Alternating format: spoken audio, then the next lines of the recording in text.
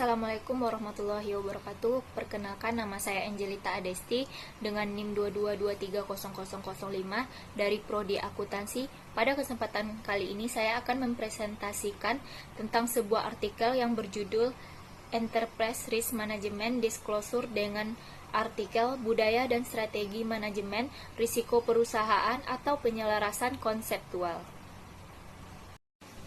Yang pertama yaitu tentang pembahasan teori. Jurnal ini membahas tentang ERM sebagai pendekatan holistik dalam manajemen risiko organisasi yang berbeda dari pendekatan tradisional yang bersifat terpisah-pisah di setiap departemen. ERM menekankan bahwa risiko harus dikelola secara terintegrasi dengan strategi perusahaan, bukan hanya sekedar memenuhi regulasi.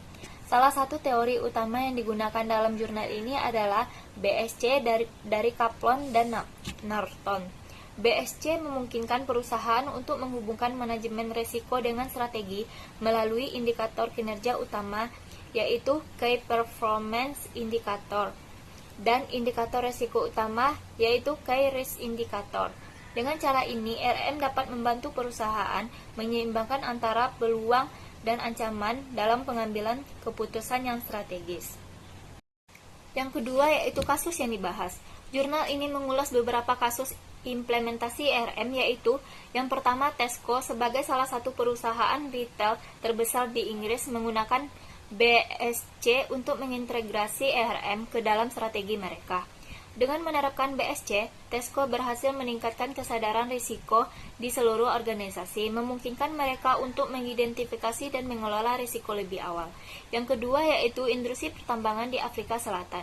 Kasus ini menunjukkan bahwa di negara berkembang seperti Afrika Selatan, ERM lebih banyak digunakan untuk memenuhi persyaratan regulasi dibandingkan dengan penciptaan nilai strategis. Banyak perusahaan di sektor pertambangan menerapkan ERM karena tuntutan kepatuhan terhadap peraturan pemerintah dan standar keselamatan, tetapi belum sepenuhnya memanfaatkannya untuk keunggulan kompetitif atau peningkatan kinerja. Yang ketiga yaitu perusahaan keuangan dan perbankan. Dalam sektor ini, ERM sangat penting karena risiko yang tinggi, terutama terkait risiko keuangan, risiko kepatuhan, dan risiko strategis. Jurnal ini menunjukkan bahwa banyak bank dan lembaga keuangan yang mengadopsi ERM, tetapi masih ada kesenjangan dalam penerapannya, terutama dalam menjadikan ERM sebagai alat pengambilan keputusan strategis, alih-alih sebagai alat kepatuhan. Selanjutnya yaitu objek penelitian atau sampel penelitian.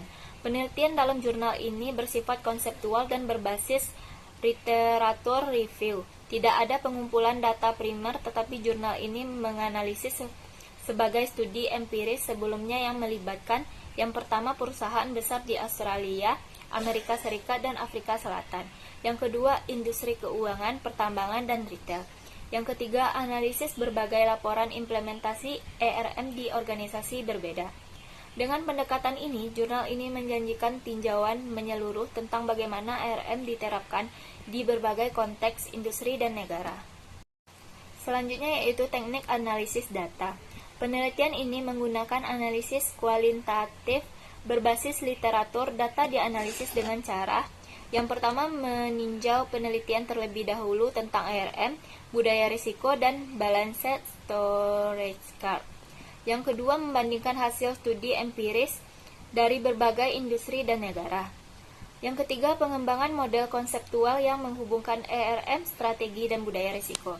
Jurnal ini berusaha untuk menjawab pertanyaan bagaimana ERM dapat diintegrasikan dengan strategi perusahaan secara efektif dengan menggunakan pendekatan berbasis balanced scorecard. Yang terakhir yaitu hasil penelitian. ERM dapat meningkatkan kinerja perusahaan, tetapi keberhasilan tergantung pada keselarasan dengan strategi perusahaan dan budaya risiko yang kuat. Industri yang berbeda memiliki pendekatan ERM yang beragam. Di negara berkembang, ERM lebih banyak diterapkan karena kepatuhan regulasi dibandingkan sebagai alat penciptaan nilai. Integrasi ERM dengan balanced scorecard terbukti efektif dalam meningkatkan keselarasan risiko di perusahaan dan memungkinkan pengambilan keputusan strategis yang lebih baik. Tantangan utama ERM adalah bagaimana menghindari pendekatan yang hanya berfokus pada kepatuhan tanpa memperhitungkan penciptaan nilai bagi perusahaan. Sekian hasil presentasi saya pada kesempatan kali ini. Kalau ada kesalahan kata mohon dimaafkan. Saya akhiri dengan Assalamualaikum warahmatullahi wabarakatuh.